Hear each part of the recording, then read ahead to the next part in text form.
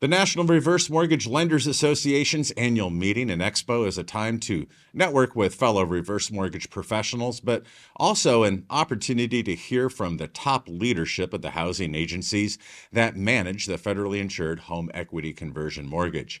Our industry's relationship with the FHA and HUD is fundamental to serving the needs of older homeowners while at the same time ensuring the sustainability and stability of the HECM program. The Federal Housing Administration's Commissioner, Julia Gordon, returned to annual's normal meeting and provided attendees the opportunity to hear the perspective of the agency's top leadership. Former NORMLA CEO Peter Bell, during the annual meeting, asked Gordon for her perspectives on the HECM program. Confirmed in 2022, FHA Commissioner Gordon said that she became increasingly familiar with the HECM program and the key role it plays for older American homeowners.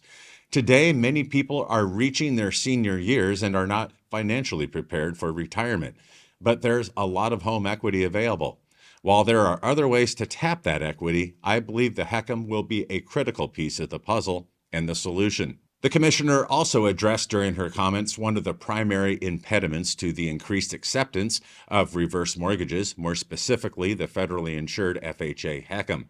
Gordon reiterated her earlier comments to housing counselors that education is key to meeting older homeowners' needs and dispelling common misconceptions that have persisted for decades.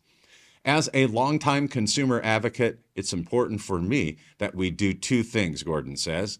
First, we need to spread the word about what the HECMs are and how they're a part of regulated government program, not some fly-by-night product.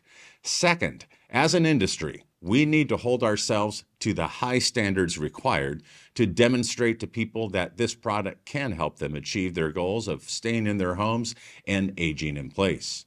At the FHA, we're hoping to partner with all of you to address some of the lingering misimpressions from the financial crisis and ensure people understand the value of the HECM.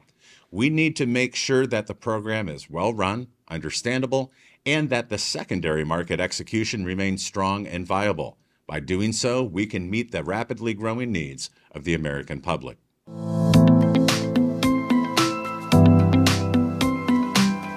All work and no play not only makes Jack a dull boy, it will erode one's happiness. While one's job may bring a certain level of satisfaction, does it surpass the benefits of being retired? Yahoo Finance reported the results of a recent Canadian survey, which was covered in Reverse Mortgage Daily's column by Housing Wire's Chris Clow.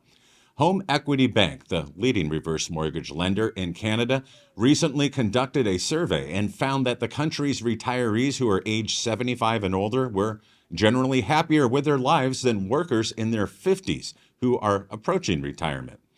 According to the findings, 95% of Canadians 75 and older said they are very or somewhat satisfied with their lives, compared to just 79% of Canadians in their 50s, according to the latest report. Our latest study unpacks the different happiness markers for Canadians and how they shift as they age, said Catherine Dudchek, President and CEO of Home Equity Bank, in a written statement. We found a sharp distinction between those approaching retirement and those well into it.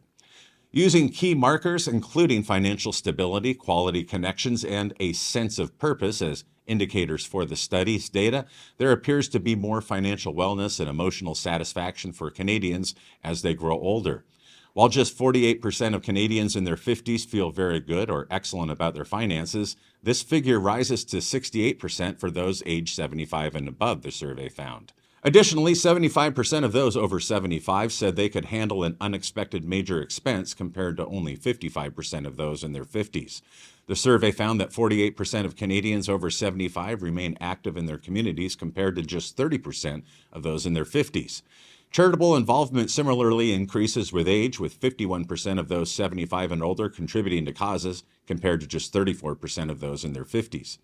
U.S. evidence has recently emerged that the portrayal of older Americans has been steadily improving over the past 5 years, according to findings that were released by AARP.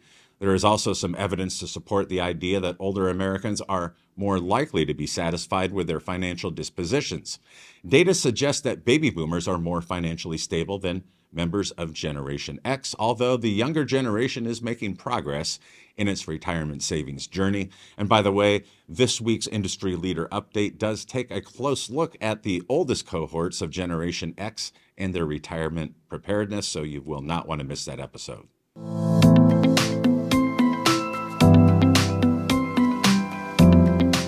Americans 60 and older are facing an uncertain future, with 80% of this population having too few resources to pay for long-term care or even basic things like food to live independently.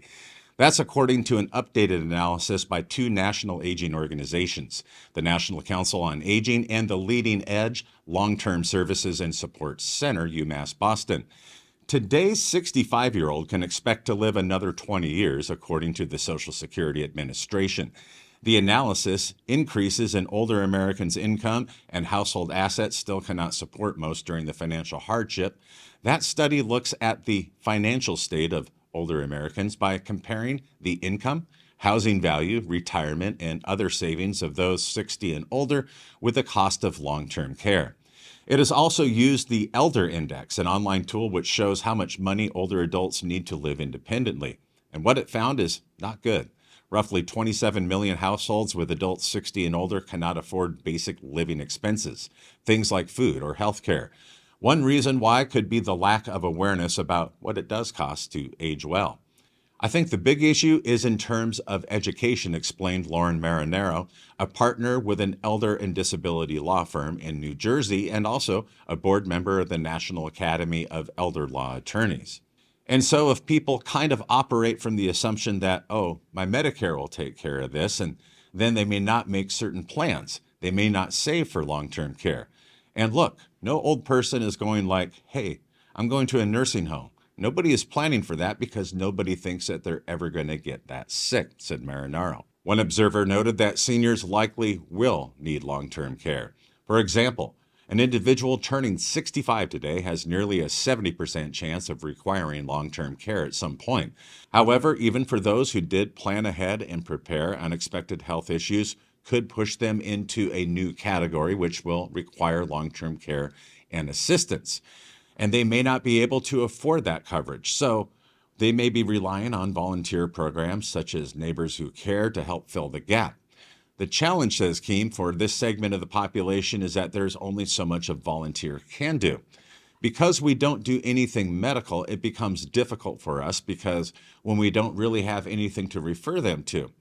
The updated analysis also found that despite older adults' preference to age in place, 60% would be unable to afford 2 years of in-home long-term care support services.